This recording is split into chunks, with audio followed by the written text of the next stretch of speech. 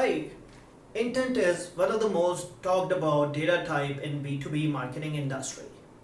I'm Vinay from Ocean Frogs, and in this video we are gonna explain to you what is intent data and how to use it, what are different type of intent data. Question comes is, what is intent?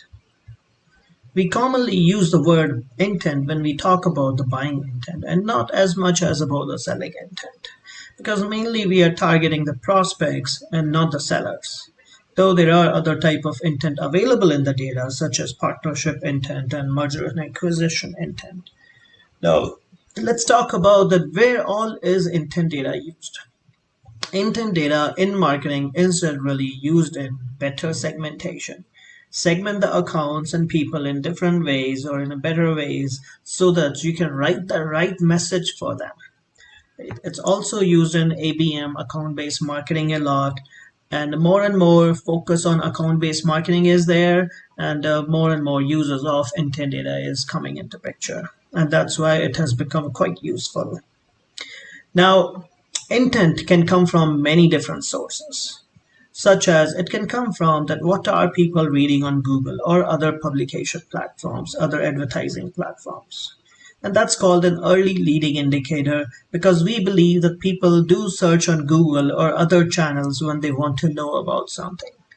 So if a buyer is looking on Google and is reading about it is inferred at that in future he or she will be interested in buying that product or services. And it's early to nurture that relationship. It's early to get in the relationship with that particular decision maker and prospect. And that's why intent or a leading indicator and that's early stage of readership is very useful. And then there are different sources through which you will keep getting intent, and intent will also have different keywords that will fit into different levels or different stages of your funnel.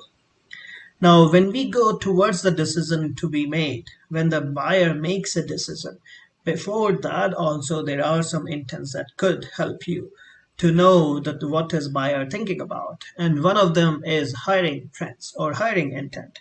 What are the technologies that they are hiring for? What type of people are they hiring for? All of that still is a leading indicator, though it's a late in the decision making process. And both early as well as late intent, as far as this leading indicator, is useful to nurture the relationship with the buyer who is going to make the decision. Now, there is a lagging indicator also, and that's a news. Though news comes after the decision has been made, and that does not help in a buying intent that much.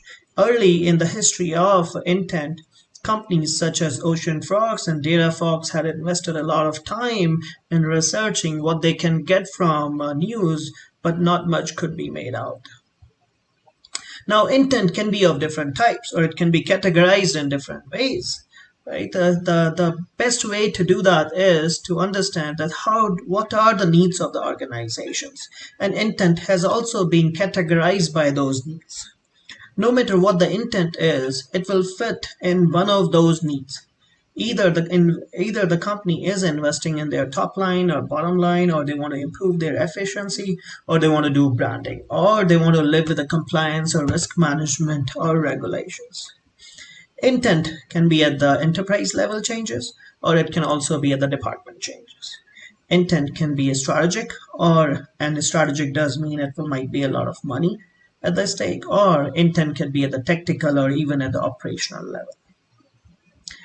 Now, some examples are given here. For example, if somebody is investing in digital transformation, that's an enterprise level decision, and that's why it's enterprise level intent also. Same thing about the brand management. Brand will be managed at the product level or at the company level, and hence it's a strategic decision, and hence it's a at the organization level intent, not at a department level. But there are other intents that can be perhaps better categorized at department level, and those are such as somebody investing in inbound marketing, or investing in a marketer tool, or investing in a HubSpot, or investing in a VP at the inbound marketing level. All of them will be limited to the department level because they will impact or they will do the changes at the department level. Now, can we do the magic with the intent data? That is the million-dollar question these days. Well, intent does not work as independent variable or as an independent data. You cannot look at the intent and say that this company is gonna buy from me this week. Intent is useful when you put it as a best practice in your outreach campaign. Intent works best when you put it together with the firmographics data plus technographics data. And another thing to note is that intent will work and with or without marketing automation. Intent has actually higher chances of working without marketing automation as far as you promise that you're going to analyze the data. Well, this is all about intent from Ocean Frogs. Keep wait. Thank you very much.